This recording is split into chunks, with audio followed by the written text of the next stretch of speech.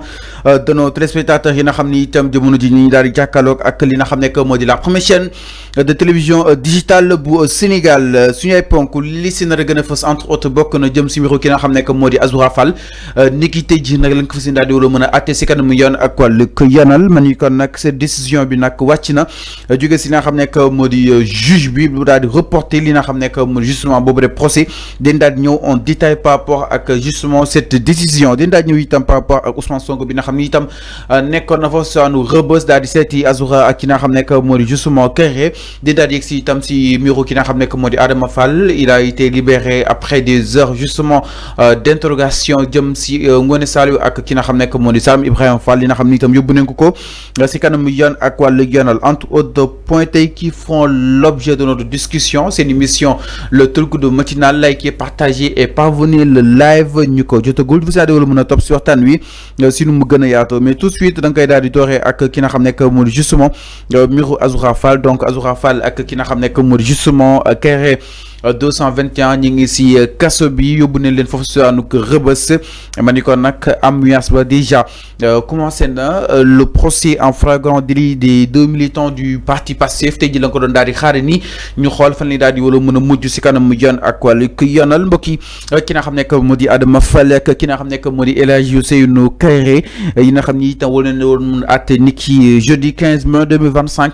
devant le tribunal de grande instance de Dakar mu dinañ ko daal di aj nag suñ sukkandikoo si xibaar yi nga xam ni itam jot nañ ko donc audience bi jàpp nañ ko ni ki li nga xam ne que moo di le 3 juin ku si nekk ak na nga xam ni itam noonu si daal di amee ñi jàpp ni dafa xaw a yàgg lool ba daal si yegg donc fii ba li nga xam ne que moo di justement 20 jours la nga koy daal di amalaat arfan si kanamu yoon ak wàllu yoonal alors justement daal di taxaw marqué suñu curseur sur les motivations du juge qui nous poussé justement à prendre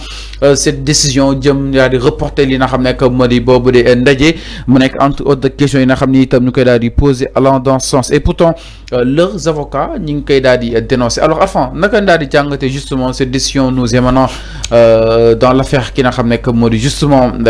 Azoura Fall que ni ak ñeen li nga xam ne que moo di audience bi fii ba li nga xam ne que moo di 3 juin incha allah. oui c'est ñoo ko déggandoo information boo xamante ne peut-être mu ngi def la toile mu ngi circuler partout ni que Azoura Fall finalement le procès qui a été prévu pour aujourd'hui donc le jeudi 8 a été reporté pour le 3 juin dans 2 semaines je crois 3 semaines mu doon information boo xamante ne peut-être dina bett ñu bëri mais aussi boo xamee justice nu muy doxee da ngay xam ni que ça a toujours été comme ça parfois il y a des dossiers yoo xamante ne parfois procès bi dañ koy reporter ay fan fan 2 fois je crois balaa ñu koy atte il y a des dossiers yoo xamante ne une fois lañ koy reporter après ñu atte dossier boobu alors il faut aussi ngeen xam ni selon information bu feeñee démb ni que après avoir expertisé donc fait l'expertise sur le certificat médical ou bien le carnet de santé de Azoura Fall le médecin registre a vu des choses yoo xamante ne il faut une enquête te dossier bi information bi démb lañ ko jébbal donc le juge donc mënul tey mu ne dafay def day jël le risque ou bien ses responsabilités de faire un procès ci ay information yoo xamante démb lañ ko jox ni que comme quoi ni que Azoura il souffre d'une traumatisme d'une pathologie boo xamante ne moom moo nekk ci boppam ba léegi suite à l'incarcération boo xamante ne moom la subiroon ci l'ancien régime le régime de Macky Sall ba léegi traumatisme boobu mu ngi ak moom donc toute information yooyu yëpp démb lañ ko jox. lañ ko jox donc comprendre bu baax Arfan le juge cherchait à avoir beaucoup plus d'informations sur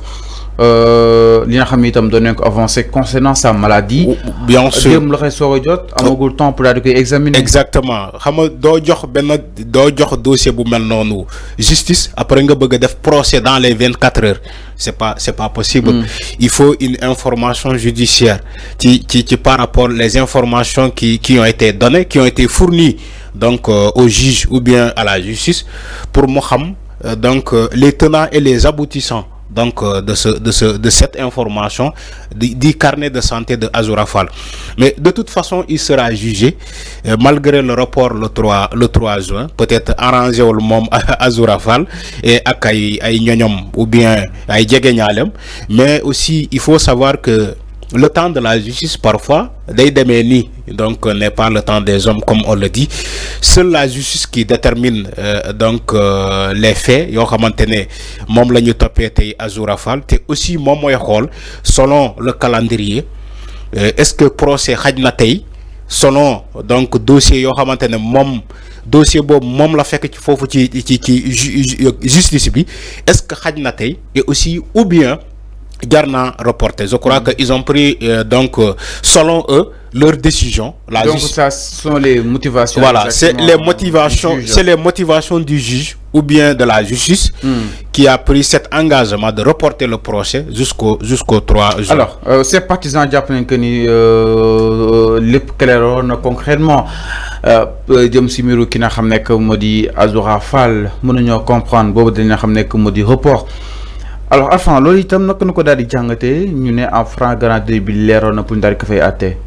Oui xam nga parfois nit dafay yàkkamti di naan way information yi leer na donc war nañu dem directement ci procès mais procès aussi fa ngeen xam ni d'abord c'est du temps et il faut que ñu dégager une journée. Bon, justice dafay libre enrôler ce dossier là pour un procès. Il faut aussi ce qu'on appelle parce que procès bu ne dafay jël xaalis c'est de l'argent aussi bu leen xool les procès la ngeen ko ne way ci table bi 3 juges wala 4 juges ñoo fa nekk ben président et des assistants. Non, ça n'a rien à voir. Ouais, non, j'ai juste donné un exemple. Il y a des gens pour nous, le procès c'est tellement facile. Un juge et des assistants, voilà, les avocats de la défense et les avocats de la partie civile, voilà, nous plaidons tout ça. Après, nous parlons, le juge a une décision. C'est pas comme ça que ça se passe. C'est d'abord une programmation. C'est d'abord du temps. C'est d'abord l'enrôlement du dossier. Okay. Donc lolu dafay déterminer un procès. Aujourd'hui mom lolu la tambalé bu féké rejeté nañu ou bien reporté nañu le procès de Azoura Fall amana du neex ñu bari ño xamantene ñom ñoo and ak mom mais je crois que c'est dans le fait de bien faire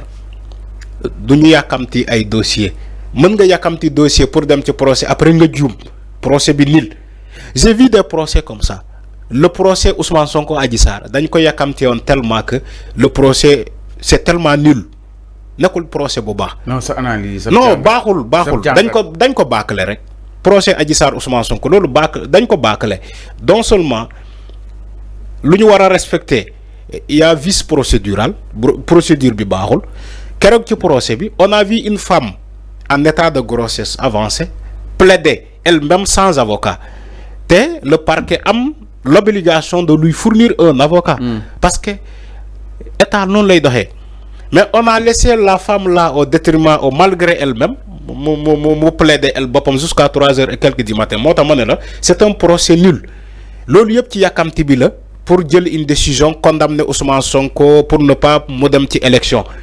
motax procès dañuy def ndank